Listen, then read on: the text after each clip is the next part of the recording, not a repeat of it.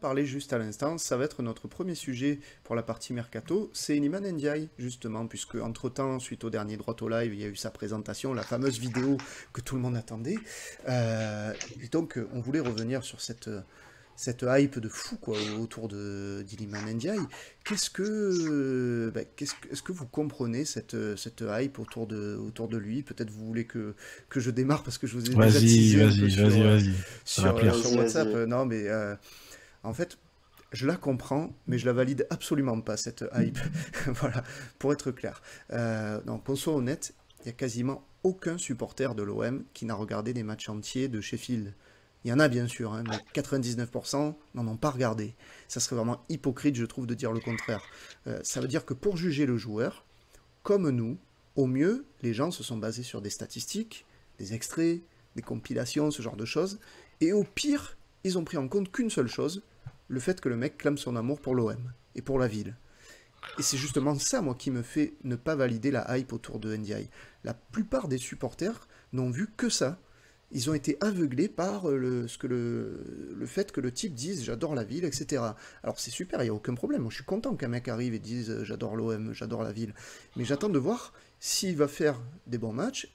Là, il a fait un très bon match là, hein, contre les Leverkusen, bien que le début de première mi-temps j'ai trouvé un peu moyen, mais bon, j'allais pas le tailler, le mec il vient d'arriver. Euh, J'attends de voir s'il fait des matchs pourris, à quel point on sera indulgent.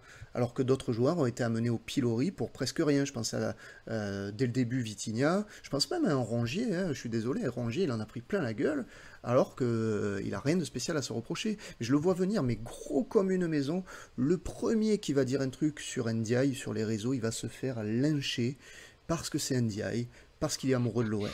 Alors, moi, les mecs, j'ai envie de vous dire qu'on soit clair, ici, la critique de Ndiaye, elle ne sera pas censurée, bien au contraire. Il sera jugé comme les autres, et si son match face à Leverkusen est pas mal dans l'ensemble, eh ben on verra par la suite. Moi, j'espère de tout cœur qu'il va faire de grandes choses ici, qui fera une super saison, qui nous amènera au sommet, mais qu'on ne vienne pas me sortir les excuses les plus bidons en cas de contre-performance du joueur, quoi. Il vient d'une deuxième division, peut-être la meilleure au monde, ok. On verra ce que ça donne en Coupe d'Europe, là où le niveau il monte clairement d'un cran. Donc je préviens, je m'autorise la critique d'Iliman Ndiaye. Je suis pas là à allumer les fumis parce que Ndiaye est arrivé. Voilà, voilà, Voilà. voilà, Bien. C'est dit. voilà. Je suis revenu de congé, c'est bon. Il est en forme, c'est bon.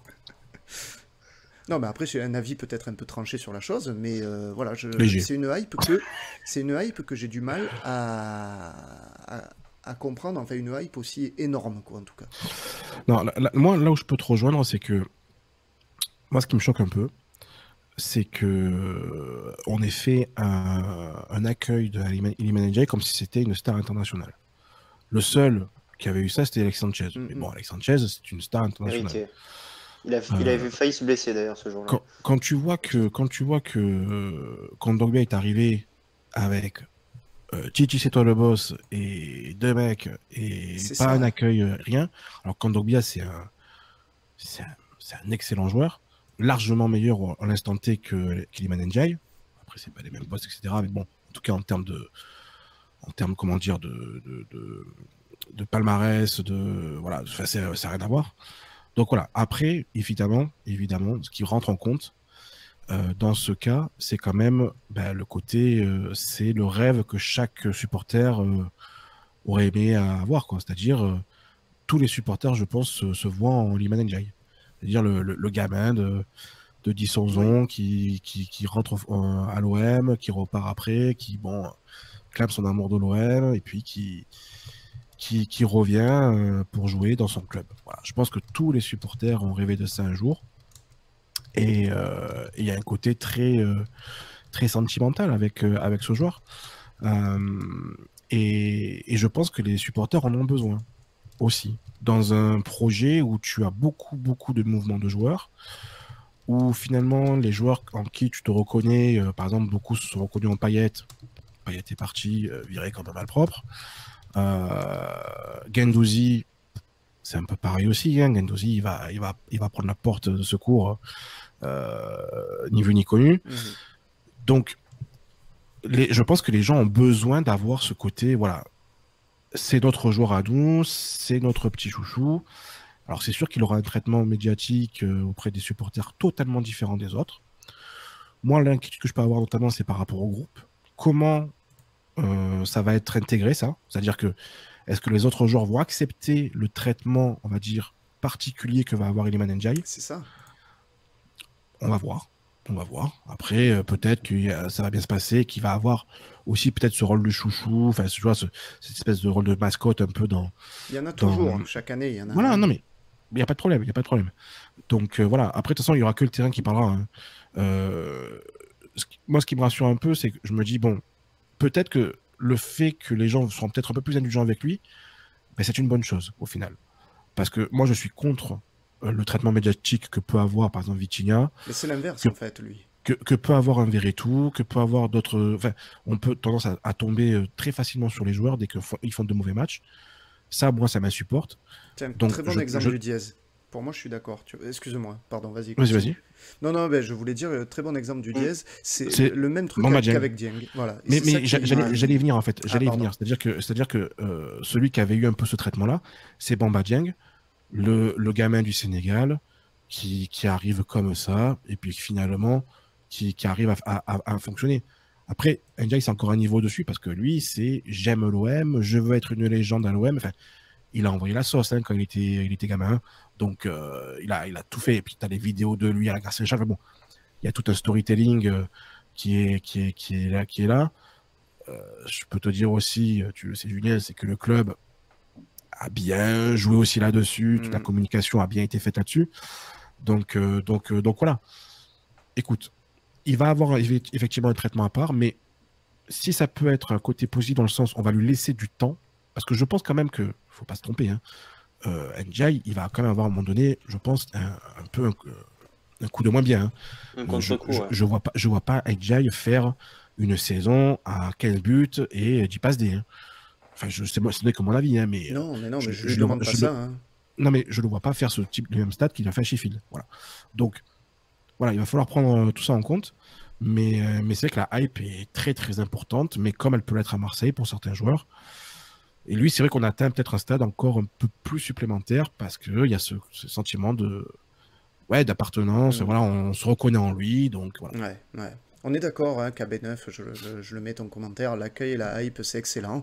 Mais voilà, c'est ce que je voulais dire en résumé. Il ne doit pas avoir un totem d'immunité, Iliman Ndiaye. Ok. On va passer au deuxième sujet. Bon, là, c'était juste... Romain, pardon. J'avais juste un truc en plus à dire. Je rejoins beaucoup Thomas. C'est vrai que le départ de Payet, ça a laissé, je pense, une place de libre dans le cœur des supporters. Parce que je pense que c'est le dernier joueur sur lequel on s'est vraiment identifié. C'est vrai que, bon, souvent, tu sais, on te dit, voilà, les gens qui suivent pas l'OM, tu leur dis, voilà, tu connais un joueur de l'OM? Bon, ça fait pas mal d'années qu'ils vont pas arriver à te citer un joueur qui est vraiment connu, reconnu, tout ça. Donc, il y avait Payet, il y avait Mandanda, mais c'est vrai que, voilà, Iliman, c'est vrai qu'il incarne ça, il incarne la jeunesse, il incarne voilà, le côté football spectacle. Donc je pense qu'il y a ça aussi qui rentre en compte. Le fait qu'il ait joué à l'OM, et ça fait très longtemps aussi que, bon, il ne peut pas dire qu'il a été formé à l'OM, il est resté 1 an en son formation, mais c'est vrai qu'on a ce côté-là où aussi on a du mal en tant que supporter à s'identifier à vraiment un joueur qui est issu du centre de formation, qui a passé toutes ses classes, qui est issu de... Voilà, il y avait un peu Maxime Lopez, mais bon, voilà. Bouba Camara, la hype qu'il y avait autour de ce joueur. Bouba Camara, voilà. Mais c'est très léger, tu vois, il n'y en a pas, voilà, il y avait Nasri avant, mais c'est vrai qu'on a du mal à s'identifier vraiment à un joueur à l'OM depuis quelques temps. Donc, je peux comprendre ce côté-là. Après, pour moi, c'était démesuré. Voilà, que tu fasses tacler là Sanchez, le mec, c'est une vedette, le mec, il a joué dans les plus grands clubs. Voilà, même moi j'y serais allé à Marignane, tu vois, si j'avais pu y aller, voilà. Mais là, ouais, je trouve que c'est un peu démesuré, c'est peut-être même un peu le desservir, tu vois, aussi lui, parce que, voilà, du coup, il arrive comme la superstar, 23 ans, bon, voilà, tu vois, est-ce qu'il a vraiment les épaules pour relever tout ça, on va le voir, mais je pense que c'est un mec comme Aubameyang, il le prend comment quand il voit ça? Voilà, alors lui, il est arrivé quand même, les mecs, je veux dire. Après, il y a juste un truc par rapport au Aubameyang, c'est que lui, il est directement parti en Allemagne, en fait. Hein. Oui, c'est ça. Il n'y a pas eu cette arrivée. Mais aujourd'hui, par exemple, il y a eu la présentation du joueur. Oui. Tu vois, Oui, oui. il y avait des gains. Il y avait 30 personnes. Oui, oui, oui, non, mais c'est sûr. Mais après, oui, non, mais ça, je peux comprendre. Mais bon, Aubameyang, de toute façon, je veux dire, s'il commence à planter des buts, t'inquiète pas qu'il aura Oui. ses ovations. Après, peut-être on est un peu plus, comment dire, on attend plus d'un Aubameyang qu'un Ndiaye. Tu vois ce que je veux dire? Bien sûr. Aubameyang a fait sa carrière et Bien on sûr. attend de lui qu'il soit le taulier devant. Ndiaye, on n'attend pas de lui que ce soit le taulier. On attend de lui qu'il soit une bonne surprise et qu'il peut être d'ailleurs. J'espère juste que ça va pas le desservir, quoi, tu vois. Non, c'est clair. Ce truc, voilà, tout ce folklore autour de lui, voilà, Je suis d'accord. laissons-le tranquille, qu'il fasse voilà, son petit boulot de chemin et qu'il nous fasse régaler au stade. Très bonne impression en tout cas hein, sur ce premier match. J'ai vu passer le commentaire de Michel qui disait l'aile de pigeon là qu'il a réalisé pour Sarr, c'est vrai qu'elle était magnifique. Il peut faire ce genre de geste qui peut enflammer le stade. Hein, et je demande que ça, hein, moi en vrai. Je demande que ça. Hein. Et voilà. On verra du coup. Déjà en tout cas il n'est pas blessé, Iliman Ndiaye. Ça, c'était non, c'est des crampes, voilà, c'est juste des crampes. Ouais. Mais d'ailleurs, les crampes, hein. les crampes comme ça, moi, ça, pour moi, c'est un côté très psychologique. Hein, c'est-à-dire qu'il y avait aussi beaucoup de pression, je pense, pour lui dans ce match-là. Et quand tu crampes comme ça au bout d'une heure de jeu, parce que c'était une heure de jeu, quoi, c'est que je pense. D'ailleurs, Soglo, pareil, hein, je pense qu'il y avait beaucoup aussi d'attentes autour de lui. Donc, il y avait un côté très pression psychologique qui fait que physiquement, il a peut-être un peu mal géré l'avant-match. Et c'est bien qu'il est crampé là pour un match amical et je pense que ça ira mieux par la suite. Ouais.